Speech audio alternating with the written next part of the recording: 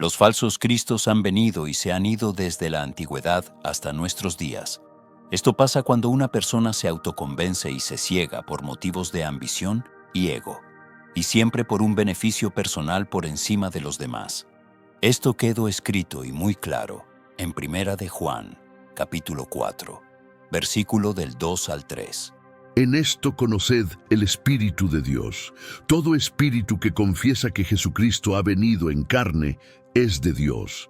Y todo espíritu que no confiesa que Jesucristo ha venido en carne no es de Dios. Y este es el espíritu del anticristo, el cual vosotros habéis oído que viene, y que ahora ya está en el mundo. En diferentes partes del mundo, muchas personas, por falta de conocimiento, han sido seducidos y engañados por estos falsos profetas, que no son más que lobos vestidos de oveja. A continuación, exploraremos la historia de 3 hombres que blasfemaron el nombre del Señor Jesucristo y se hicieron célebres por sus engaños, herejías y controversias.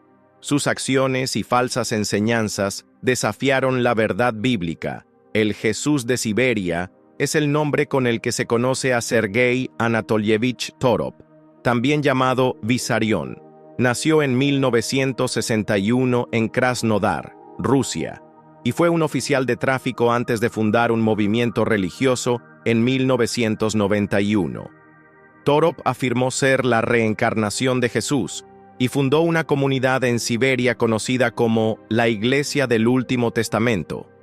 Torop aseguró que él representaba el segundo advenimiento de Cristo. Su misión, según él, era guiar a la humanidad hacia una vida más espiritual y armoniosa. Vissarión se autodenominaba el Maestro y afirmaba ser el segundo Cristo, enviado para completar las enseñanzas del Evangelio. Según él, la humanidad había malinterpretado el mensaje de Jesús y debía seguir un camino de armonía con la naturaleza y un rechazo al materialismo. Su doctrina también incluía advertencias sobre un apocalipsis inminente. Vissarión fue arrestado por las autoridades rusas y fue acusado de crear una secta religiosa causante de actos de violencia, daños físicos y psicológicos hacia varias personas. Las creencias de sus sectas son una combinación de hinduismo, budismo, fundamento de la Iglesia Ortodoxa rusa, entre otras. Vissarión llegó a tener hasta 10.000 seguidores, de los cuales 4.000 residían en Rusia y los 6.000 restantes en diferentes partes de Europa y América. Todos tienen que ser vegetarianos y no pueden fumar ni tomar ningún tipo de bebidas alcohólicas. Sin embargo, sus seguidores comenzaron a disminuir en el año 2020 después de su arresto, tras comprobar que se apropiaba del dinero y pertenencias de sus fieles y también les causaba daños psicológicos. Desde su arresto, Vissarión ha estado en detención preventiva mientras las investigaciones continúan. Aunque todavía no hay una sentencia definitiva, si se le encuentra culpable de los cargos, podría enfrentar una pena significativa, ya que las acusaciones relacionadas con extorsión y abuso pueden conllevar hasta 12 años de prisión o más. Ezequiel Jonás Ataucusi Molina es un líder religioso peruano que se ha autodenominado Cristo en el contexto de su rol dentro de la secta conocida como Asociación Evangélica de la Misión Israelita del Nuevo Pacto Universal. Este movimiento religioso tiene raíces en el Perú y fue fundado por su abuelo, Ezequiel Ataucusi Gamonal, en 1968. Su abuelo proclamó ser un profeta enviado por Dios para guiar al nuevo Israel, refiriéndose a sus seguidores, y la expectativa era que un nuevo líder continuaría su misión.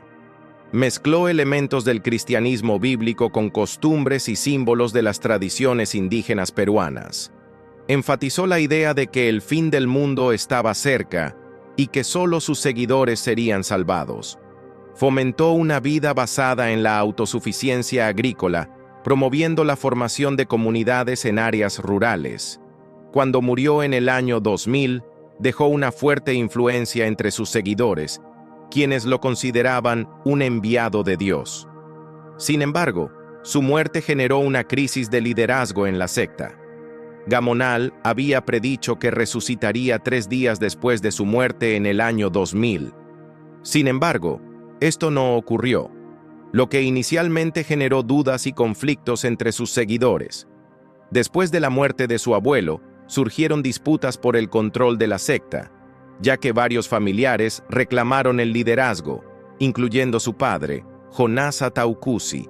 Eventualmente, Ezequiel Jonasa Taucusi Molina se consolidó como la figura central, proclamándose Cristo reencarnado.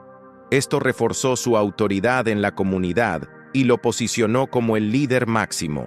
Ezequiel Jonás no solo se autodenomina Cristo, sino que también asegura ser una encarnación divina destinada a continuar la obra de su abuelo. Este título no es solo simbólico. Sus seguidores lo veneran literalmente como la figura de Jesús en la tierra, y muchos le atribuyen cualidades sobrenaturales. Los miembros viven en asentamientos organizados, conocidos como tierras prometidas, donde practican la agricultura como una forma de sustento colectivo y espiritual. Estas comunidades funcionan de manera cerrada y con un fuerte control por parte de los líderes. Estas tierras suelen ser adquiridas colectivamente. En algunos casos, se ha denunciado que los miembros entregan gran parte de sus ingresos personales para el mantenimiento de estos comunes. Estas tierras prometidas se encuentran principalmente en las regiones amazónicas y andinas del Perú, como Loreto, Ucayali y Puno. En el actual año 2025, esta secta ha seguido creciendo, especialmente en zonas rurales del Perú y países vecinos como Bolivia y Brasil. La secta ha fortalecido su influencia en comunidades agrícolas mediante la adquisición de tierras. Aunque Ezequiel Jonás no participa directamente en la política, mantiene vínculos con el Frente Popular Agrícola FIA del Perú. Esto permite a la secta mantener cierta influencia en la política peruana, aunque este partido político no es tan fuerte como hace décadas. José de Jesús Miranda. José Luis de Jesús Miranda nació el 22 de abril de 1946 en Ponce, Puerto Rico. Durante su adolescencia y juventud, Miranda afirmó haber vivido una vida problemática hasta que, según su testimonio, afirmaba que su experiencia de conversión ocurrió en la década de 1970, mientras vivía en Massachusetts, Estados Unidos. Tuvo un encuentro sobrenatural con Dios. De acuerdo con su relato, Jesucristo entró en su cuerpo. En 1973, dice tener una revelación de parte de Dios y decide iniciar un movimiento para predicar el Evangelio de la Gracia y liberar a las personas de la esclavitud de la religión tradicional. A partir de esta supuesta revelación, Miranda comenzó a estudiar intensamente las cartas del apóstol Pablo, en particular aquellas que hablaban de la gracia, y así pone el nombre a su secta, Ministerio Internacional, Creciendo en Gracia. A lo largo de los años, su mensaje se radicalizó, pasando de ser un simple predicador de la gracia a proclamarse Jesucristo hombre y el intercesor de Dios en la tierra. Durante la década de 1990, José Luis de Jesús Miranda consolidó su ministerio y expandió su influencia en América Latina y Estados Unidos. Este período fue clave para el crecimiento de su organización, pero también marcó el inicio de sus declaraciones. En Miami, Florida, consolidó su sede principal y comenzó a transmitir su mensaje a través de radio, televisión e Internet. Y se consolidó su movimiento religioso con más fuerza en Colombia, Venezuela, México, Guatemala y Honduras. A finales de los años 90, Miranda comenzó a hacer afirmaciones más radicales sobre su identidad espiritual. Entre los principales cambios doctrinales están: rechazo total de la cruz y de la imagen tradicional de Jesús de Nazaret, autoproclamación como el ungido de Dios. En los años 2000, daría el siguiente paso en su evolución, declarando abiertamente que él mismo era Jesucristo en la tierra y considerarse la única fuente con autoridad.